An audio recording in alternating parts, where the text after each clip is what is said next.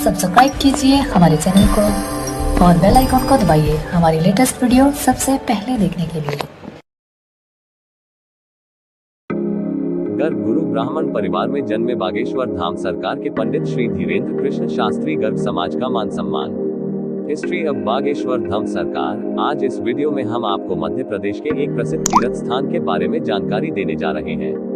यह तीर्थ स्थल मध्य प्रदेश राज्य के छतरपुर जिले में स्थित है, जिसे बागेश्वर धाम सरकार हिस्ट्री ऑफ बागेश्वर धाम सरकार के नाम से जाना जाता है। बागेश्वर धाम छतरपुर एमपी बालाजी को समर्पित भगवान का मंदिर है। बागेश्वर धाम महाराज और बागेश्वर धाम सरकार गुरु जी का नाम श्री धीरेन्द्र कृष्णा शास्त्री। इस प्रसिद्ध मंदिर में बागेश्वर धाम महाराज हिस्ट्री ऑफ बागेश्वर धाम सरकार के दर्शन के लिए विभिन्न क्षेत्रों से हजारों की संख्या में लोग आते हैं। तो अगर आप भी बागेश्वर धाम सरकार जाना चाहते हैं और बागेश्वर धाम महाराज के दर्शन करना चाहते हैं, तो हम आपको यहाँ बागेश्वर धाम छतरपुर बालाजी के बारे में पूरी जानकारी देंगे। बागेश्वर धाम धीरेन्द्र कृष्ण शास्त्री का जीवन परिचय। धीरेन्द्र शास्त्री बायोग्राफी इन बागेश्वर धाम। महाराज धीरेन्द्र कृष्ण शास्त्री का जीवन परिचय। धीरेन्द्र कृष्ण गर्ग कौन है? बागेश्वर धाम सरकार कौन है? बागेश्वर धाम का रहस्य। बागेश्वर धाम तथा दिव्य दरबार। धीरेन्द्र जी का जन्म 4 जुलाई 1996 को छतरपुर के पास स्थित गड़ागज ग्राम में हुआ था। इनका पूरा परिवार आज भी उसी गड़ागज में रहता है, जहाँ पर प्राचीन बागेश्वर धाम का मंदिर स्थित है। इनका पैतृक घर भी यहीं पर है। यही इनके दादाजी पंडित भगवान दास गर्ग सेतुलाल भी रहते थे। इनके दादाजी ने चित्रकूट के निर्मोही अखाड़े से दीक्षा प्राप्त की थी, जिसके बाद वे गड़ा गांव पहुंचे, जहां उन्होंने बागेश्वर धाम मंदिर का जीर्णोद्धार करवाया था।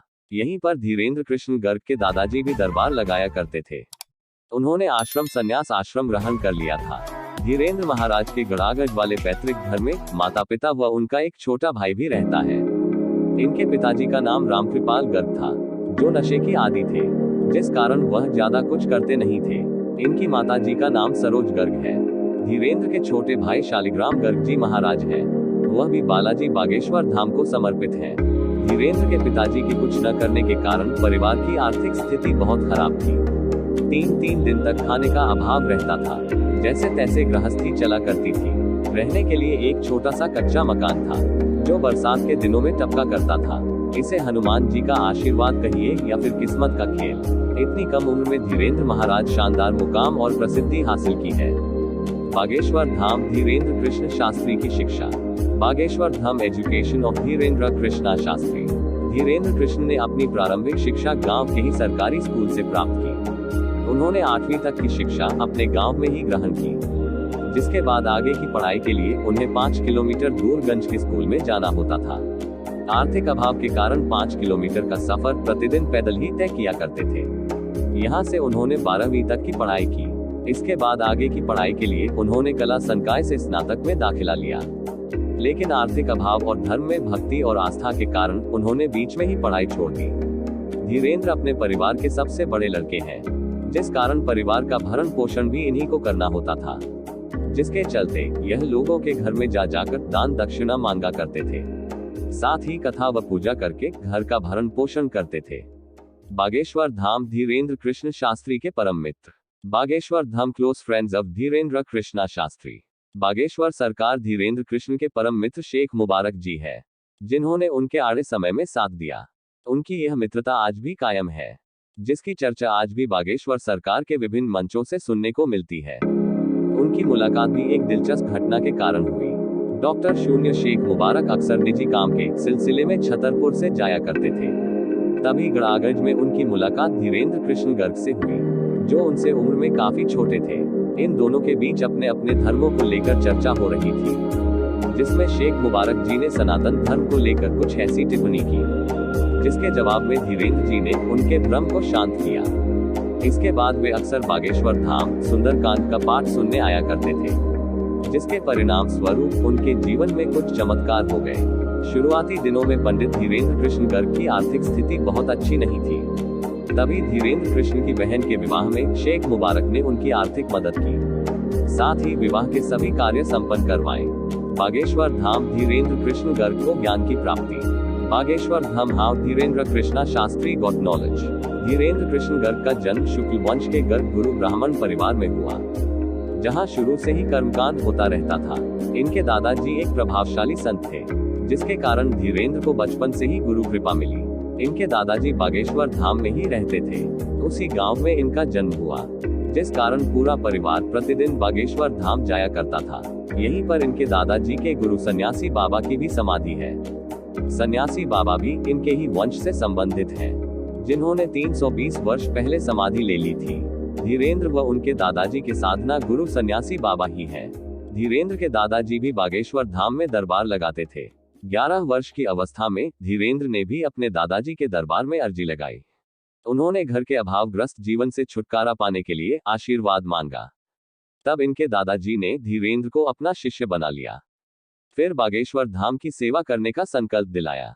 धीरेंद्र का मानना है कि उन्हें जो भी ज्ञान व अलौकिक शक्तियां प्राप्त हुई, वह सभी उनके दादाजी और सन्यासी बाबा की कृपा का ही परिणाम है। उनके दादाजी पहले से ही गृहस्थ आश्रम को छोड़कर संन्यास आश्रम में प्रवेश कर चुके थे। 2010 में इनके दादाजी सेतुलाल गर्ग ने काशी में अपने देह को त्याग दिया। बागेश्वर धाम सरकार की महिमा। रियलिटी ऑफ बागेश्वर धाम सरकार। छतरपुर जिले से मात्र 30 किलोमीटर दूर गंज के पास गड़ा गांव में श्री बागेश्वर धाम स्थित है। यहाँ पर लगभग 300 वर्ष पुराना हनुमान जी का मंदिर है।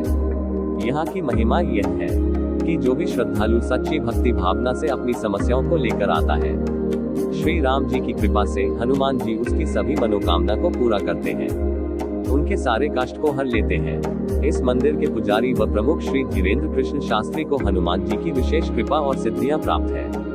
इस दरबार में आने वाला कोई भी व्यक्ति खाली हाथ और निराश होकर नहीं जाता। यहाँ पर अपने देश ही नहीं अपितु विदेशों से भी श्रद्धालु समस्याओं को लेकर आते हैं, जहाँ उनकी हर समस्या का समाधान 100% होता है। लोगों द्वारा यह भी ज्ञात हुआ है कि यहाँ पर हनुमान जी की अदालत लगती है, जहाँ पर हनुमान जी जज बनकर लोगों की पेशी लगाते हैं। उनका हर संभव इलाज किया जाता है।